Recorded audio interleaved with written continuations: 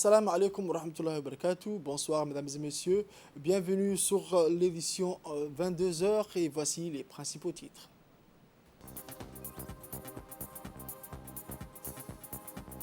Le chef de l'État envoie un message de solidarité à son homologue turc.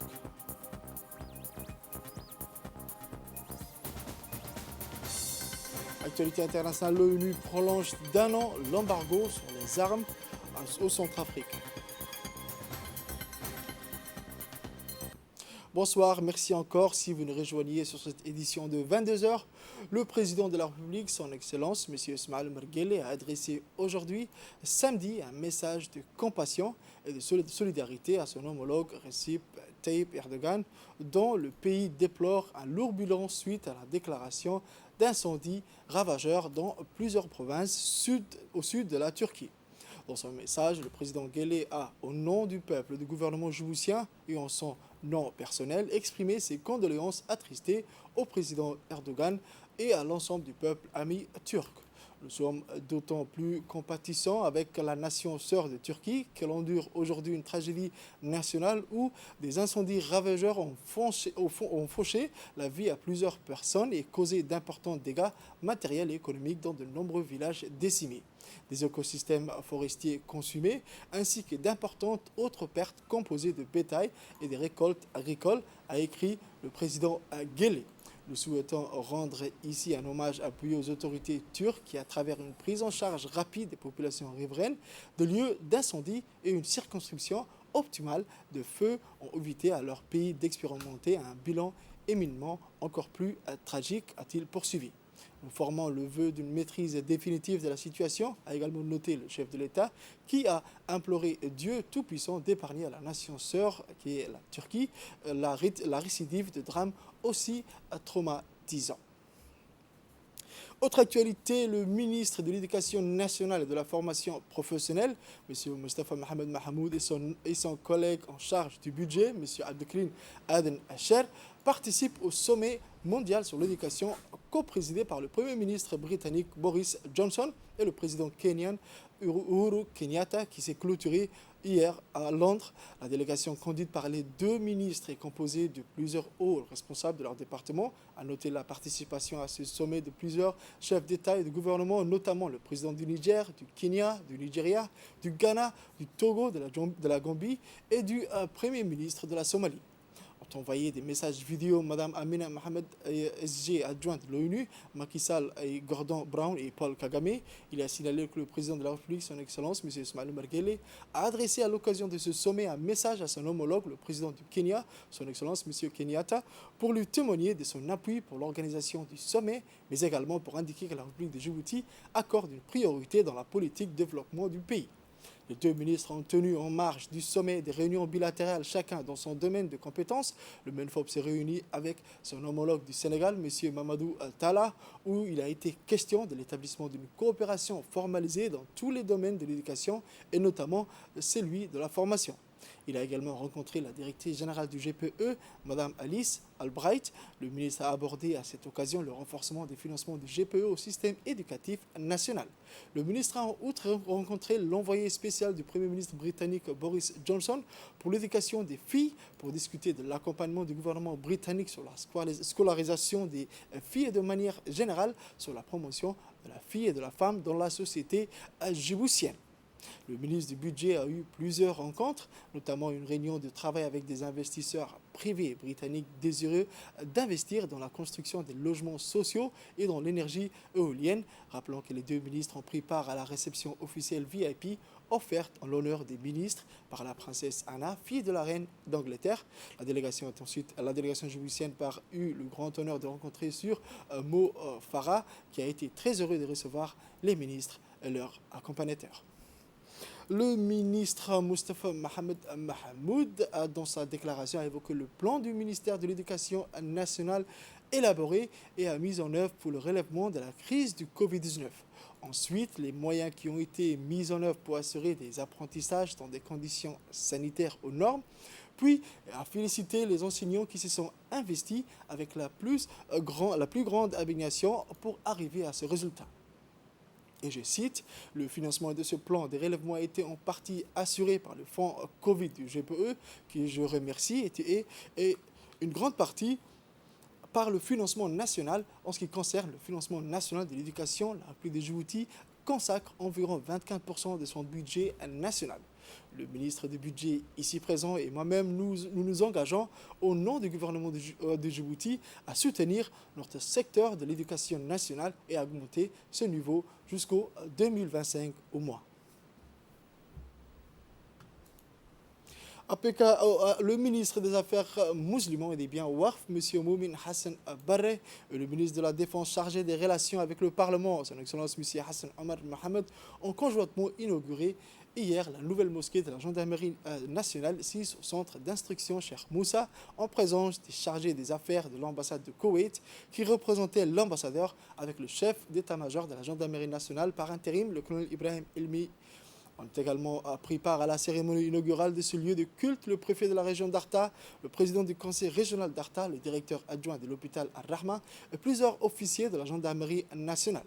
Cette structure a été financée par M. Youssouf Al-Kamandi, ancien ambassadeur koweïtien à Djibouti. Cette nouvelle mosquée, baptisée au nom de sa défunte sœur Mariam, permettra désormais à un millier de fidèles de pouvoir accomplir leur devoir culte dans un lieu décent, moderne et climatisé. Après 6 mois de travaux, la nouvelle mosquée d'une capacité d'accueil de 1000 personnes a pu enfin accueillir ses premiers fidèles.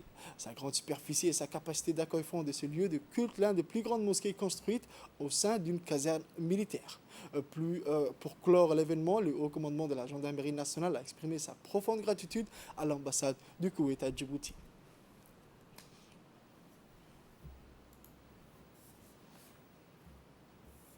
Identifier les maillons essentiels de Djibouti, valoriser le potentiel du pays et asseoir une dynamique industrielle, c'était l'objectif d'un atelier de présentation des partenariats publics-privés qui a été organisé par la Direction générale des partenariats publics-privés du ministère de l'économie et des finances le jeudi au Centre Clé.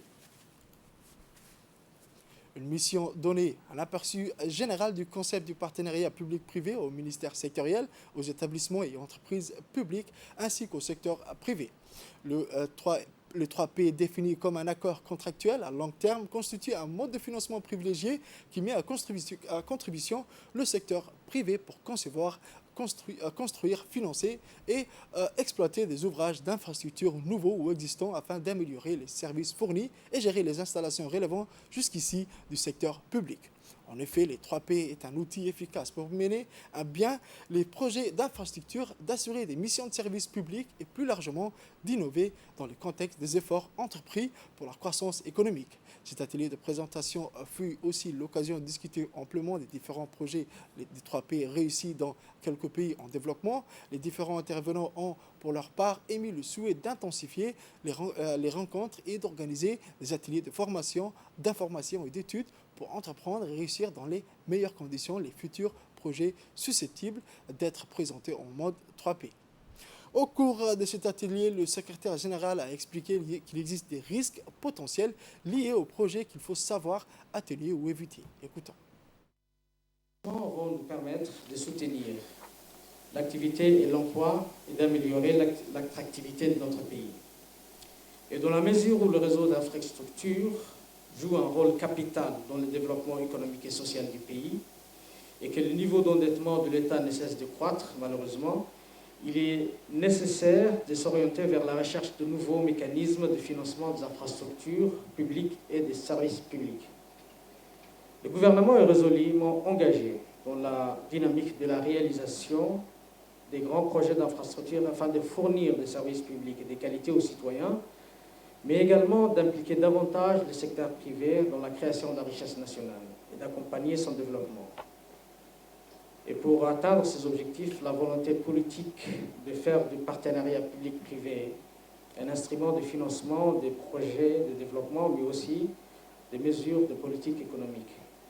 Le partenariat public-privé, mesdames et messieurs, défini comme un accord contractuel à long terme, constitue un mode de financement privilégié et qui met à contribution le secteur privé pour concevoir, construire, financer et ou exploiter les ouvrages d'infrastructures nouveaux existants afin d'améliorer les services publics et fournir et gérer les installations relevant jusqu'à ce moment-là du secteur public. C'est un outil efficace pour mener à bien des services d'infrastructure, pour assurer des missions de service public et plus largement pour innover dans le contexte des efforts entrepris dans la croissance économique. Un des principes fondamentaux des PPP, qui les différencie des autres formes traditionnelles de passation de marché, est le partage des risques entre les partenaires publics et privés. Les PPP partent du constat que les entités publiques et privées ont respectivement des compétences spécifiques et qu'en optimisant la mise en œuvre de ces compétences dans la réalisation d'un projet commun, chaque partenaire prenant en charge les risques qu'il est le mieux à maîtriser, il est possible d'obtenir des infrastructures ou des services publics de meilleurs rapport qualité. Toutefois, la réussite d'un PPP dépend d'un ensemble de paramètres tels que l'environnement institutionnel et juridique, les niveaux de préparation en amont des acteurs publics, le montage de projets dans le respect des étapes et des procédures. La loi relative au PPP promulguée le 29 mai 2017 a pour objet d'établir un cadre juridique stable aux investisseurs nationaux et internationaux souhaitant participer au développement de l'économie djiboutienne. Elle encadre le recours aux contrats PPP, susceptibles de générer des risques juridiques et financiers importants pour les deux partenaires. Et c'est conformément aux meilleures pratiques internationales que la loi instaure d'une part des procédures spécifiques de recours à ce type de contrat et d'autre part, elle met en place des institutions chargées d'assister les autorités contractantes lors de recours à un PPP.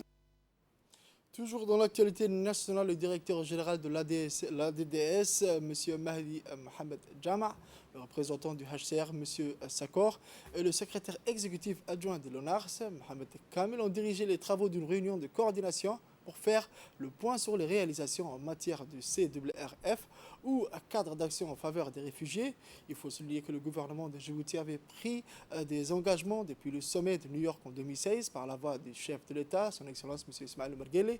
Le directeur général de l'ADDS, Mahdi Mohamed Jama, a prononcé un mot de bienvenue dans lequel il a abordé et remercié l'ensemble des participants pour leur engagement et les objectifs de la rencontre. La rencontre a démarré par une courte vidéo suivie sur les réalisations de l'ADDS en matière d'accès des réfugiés aux infrastructures et services sociaux de base. Ce qui a ouvert la voie à une présentation sur un rappel historique sur le cadre d'action globale en faveur des réfugiés et les engagements de la République de Djibouti. Ce projet, à travers sa composante GEA ou groupe d'entraide et d'affinité qui a fait ses preuves pour la mise en place des sortes de coopératives visant à lancer des activités génératrices de revenus. Les travaux de la réunion se sont achevés avec un rendez-vous qui a été pris pour tenir des réunions techniques sectorielles qui auront vocation à trouver des solutions et des réponses adéquates aux problématiques qui ont émergé lors de la mise en œuvre des projets en lien avec les engagements de la République de Djibouti dans le cadre du CWRF. Un accent particulier sur l'éducation, l'accès à l'éducation pour les réfugiés, mais il y a également eu la déclaration de Kampala et celle de Nairobi. Depuis plus de 4 décennies, la République de Djibouti pratique une politique d'accueil des réfugiés. Le nombre actuel de réfugiés et demandeurs d'asile sur le territoire est de plus de 33 000 individus. Ce chiffre représente 3% de la population totale vivant à Djibouti, ce qui en fait l'un des pays ayant le ratio réfugiés-population le plus élevé au monde. Le gouvernement et le peuple djiboutien ont fait preuve d'un accueil digne, en s'engageant à trouver des solutions pérennes aux réfugiés et demandeurs d'asile. À cet égard, 3 grands engagements ont été pris par le président de la République, son Excellence M. Ismaël Omar Guelleh, lors du sommet de New York pour les réfugiés en septembre 2016. Cela a été renforcée par 5 autres engagements pris par notre pays à travers le Forum mondial sur les réfugiés à Genève en décembre 2019. À présent, quelques réactions au micro de la RTD des participants. Une réunion concernant le CRF. Le CRF, bien sûr, est une appellation, le cadre d'action globale pour les réfugiés. C'est un nouveau concept, c'est-à-dire que notre gouvernement s'est engagé depuis le sommet de New York en 2016 à 3 grands engagements, c'est-à-dire qu'on devrait normalement faire une loi sur les réfugiés, ce qui a été fait, une intégration des enfants réfugiés au niveau de l'éducation nationale et une intégration des réfugiés au niveau sanitaire. Djibouti a également renforcé cet engagement en décembre 2019 avec 5 nouveaux autres engagements qui vont donner une autonomisation complète aux réfugiés et une intégration dans les domaines socio-économiques de base. Donc actuellement, aujourd'hui, la réunion qui s'est tenue au niveau du bureau au sein de la DDS est une réunion de préparation aux futures communautés de pilotage qu'on va tenir très prochainement. Et ça nous permet de revoir un peu les activités de ce cadre du CRF qui ont été réalisées depuis 2016. Ces réunions n'ont pas été tenues depuis 2 années à cause du Covid. Et c'est pour ça qu'aujourd'hui, elles revêtent d'une importance capitale. Ali Sabié, à présent, vers une surveillance accrue des maladies animales prioritaires sous l'égide du ministère de l'Agriculture, de l'Eau, de la Pêche, de l'Élevage et des Ressources halieutiques, le bureau de la représentation de la FAO à Djibouti, en étroite collaboration avec la direction de l'élevage et des services vétérinaires, a organisé durant 3 jours un atelier de formation sur les maladies animales prioritaires dans la région d'Ali Sabié. Plus de 60 acteurs, des auxiliaires de l'élevage, des facilitateurs des champs d'école d'agropastoraux et les agents des services vétérinaires déconcentrés des régions du Sud, Ali Sabié et Dekil, ont largement profité des savoirs transmis lors de cette formation. Cet atelier a été prolongé par des séances pratiques au milieu terrain portant sur plusieurs thématiques de la santé animale de base et des productions animales, ce qui permettra par la même occasion de mener une séance de prestations cliniques auprès des éleveurs de la zone périphérique d'Ali Sabié, tout en sensibilisant les nomades sur les maux des cheptels. L'initiative vise à renforcer les capacités des auxiliaires d'élevage et des agents vétérinaires, notamment pour le diagnostic clinique et le traitement des maladies animales prioritaires au milieu rural, d'assurer une couverture vétérinaire suffisante et des soins de qualité aux cheptels animaux afin de préserver et de sécuriser les moyens d'existence au milieu rural. Cette formation s'inscrit dans le cadre du projet renforcement de la productivité des productions végétales et animales à Djibouti. Cette formation est principalement destinée aux agents communautaires afin d'améliorer la prestation des services de santé animale dans les régions et des pallier à l'absence de la couverture vétérinaire en zone rurale. C'est dans cette optique que le bureau de la FAO à Djibouti appuie les efforts déployés par le gouvernement pour renforcer la capacité de diagnostic des maladies animales afin de détecter et de signaler les maladies transfrontalières prioritaires qui ont des graves répercussions sur la santé publique où 60% des maladies affectant les humains ont pour origine les animaux.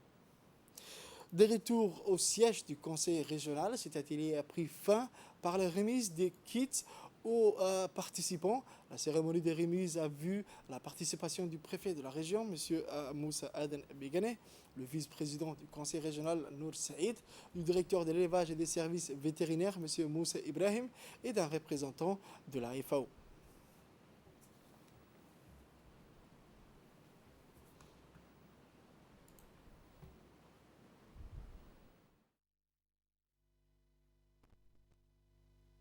Je me réjouis de la reprise des séances de formation et de recyclage après 2 ans dus au Covid. Je remercie la FAO pour le financement de cet atelier et le conseil régional d'Ali Sabié pour l'hébergement. Djibouti fait partie des régions de l'IGAD avec un potentiel considérable en ressources animales. Cela implique l'existence de nombreuses maladies dangereuses, souvent transfrontalières, qui demandent un effort important de contrôle. les nomadismes, la transhumance, les mouvements de bétail destinés à la commercialisation sont autant de facteurs de risque pour la dissémination des pathologies dangereuses. La santé animale est la base du développement des productions et donc de la sécurité alimentaire. En matière de santé et production animale, la direction de l'élevage assure de nombreuses activités dans la capitale et dans les régions de l'intérieur, grâce notamment aux différentes postes vétérinaires. La Djibouti Port et Corridor Road, connue dans son acronyme, la DPCR, a pour mission la réhabilitation, la modernisation et le développement du réseau des corridors routiers liant les ports de la République de Djibouti aux pays limitrophes, ainsi que l'extension, l'entretien, la maintenance et la mise en service des routes corridors. Voici un magazine de la rédaction avec Samantha Saïd. Au profit de sa position stratégique du fait qu'elle soit placée sur l'une des routes commerciales les plus fréquentées au monde, la République de Djibouti s'est lancée ces dernières années dans la construction et la modernisation de ses couloirs terrestres reliant ses différents ports aux pays voisins. Cette réhabilitation des corridors s'est faite sur fonds propres ou sur appui des pays amis. Sachant que le corridor national numéro 1 menant jusqu'au poste frontière de Kalafi, au nord-ouest du pays et reliant Djibouti à l'Éthiopie, est le principal vecteur ou voie de communication entre les deux pays, puisqu'il assure à lui seul 90% de l'import-export éthiopien. Il est donc vital pour l'Éthiopie et source d'entrée des devises pour Djibouti. Cet axe routier est donc d'une importance capitale dans l'acheminement des marchandises et des biens entre les deux pays voisins. C'est avec l'appui du gouvernement japonais qu'une portion de cette route, sur une distance d'une vingtaine de kilomètres, a été réhabilitée et remise en état. Ces tronçons de Daguerou et Kalafi comportent plusieurs dallots qui ont été construits à ces fins que les eaux pluviales puissent passer sous la route asphaltée. Après l'inauguration de ce tronçon de route entre Daguerou et Kalafi, au fin fond du pays, voie parfaitement remise en état et aisément praticable sur une vingtaine de kilomètres. Le 18 février, au lieu le coup d'envoi des travaux de réhabilitation et rénovation du tronçon routier entre Dikil et Daguerou sur une distance de 80 km. La RN1, c'est l'artère principale par laquelle transitent 90% des marchandises manutentionnées par le port de Djibouti. C'est une route longue de 220 km. Concernant les projets qui ont été réalisés sur la RN1, et plus particulièrement le tronçon qui était sérieusement dégradé, à savoir la section Ngalafi-Dikil, comme vous le savez, le premier 20 km de Galafi-Daguerou a été reconstruit, a été ouvert à la circulation fin 2020. Pour la section restante entre Daguerou et Dikil, une partie est déjà en cours de reconstruction par une entreprise éthiopienne et ce projet est financé directement par Djibouti Port Corridor. La reconstruction de la section restante sera lancée sous peu et est financée par le Fonds saoudien. Djibouti Port Corridor, route est une entité sous tutelle de l'autorité des ports et des zones franches. Créée en 2017, la société a pour mission la réhabilitation, la modernisation et le développement du réseau des corridors routiers reliant les ports de Djibouti aux pays limitrophes, ainsi que l'extension, l'entretien, la maintenance et la mise en service des routes corridors. Tous les endroits où les points ayant subi des dégradations importantes ont été identifiés et les réhabilitations seront lancées prochainement. Donc, à travers ces projets, vous comprendrez très bien que le gouvernement djiboutien, à travers DPCR, nous menons des projets pour que la RN1 puisse permettre une meilleure circulation, garantir la sécurité des biens et des personnes. En effet, la reconstruction de cette vieille route longue de quelques 219 km, la circulation des camions et semi-remorques sera fluidifiée, mais également le temps de trajet fortement réduit. Aux Jeux Olympiques à présent, sport, vendredi 30 juillet 2021 au Centre Aquarium Olympique de Tokyo, où les compétitions de natation se déroulent. Le jeune nageur djiboutien Hussein Jaber Ibrahim, natif d'Obok, a compétit dans l'épreuve des 50 mètres nage libre. Il s'est classé deuxième de sa course, mais a surtout amélioré sa performance qui était de 27 secondes 95 et à 27 secondes 41. A noter que les 16 meilleurs temps de 10 séries seront qualifiés pour les semi-finales. Retenons que ce jeune nageur vient de réaliser la meilleure performance djiboutienne sur les 50 mètres et a amélioré sa performance de 54 millièmes de seconde. La présidente du CNOSD, accompagnée des responsables des sports djiboutiens, ont soutenu le jeune de près durant cette compétition et l'ont félicité de cette belle performance réalisée. C'est une victoire nationale pour la natation djiboutienne, doublée d'une prestation individuelle du jeune prodige Hussein Jaber. Actualité internationale à présent, le Conseil de sécurité des Nations Unies a prolongé d'1 an l'embargo sur les armes à destination de la République centrafricaine. Le vote a eu lieu jeudi à New York et parmi les 15 membres du Conseil, 14 voix étaient en faveur. La Chine a fait abstention. L'ambassadeur de France auprès de l'ONU, Nicolas, a déclaré que cette décision était importante car la situation en Centrafrique se détériore. Deng Pij, le représentant chinois auprès des Nations Unies, a déclaré que l'embargo est devenu un obstacle aux efforts du gouvernement de la RCA, qui vise à promouvoir la paix et la réconciliation dans le pays. Parmi les 9 dérogations des textes, le Conseil inclut pour la première fois des livraisons de mortiers et de munitions, un assouplissement salué par la Russie et le Kenya. Le représentant russe auprès de l'ONU, Vassili, a noté les efforts de l'ONU qui semblent vouloir alléger le poids des sanctions. Le Conseil de sécurité a imposé l'embargo sur les armes contre la République centrafricaine en décembre 2013, lorsque les rebelles Selaka avaient évincé le président de l'époque, François. Depuis 2014, le pays est toujours sous la protection des casques bleus. C'est tout pour cette édition de 22h. Merci de nous avoir suivis et restez avec nous pour la suite du programme.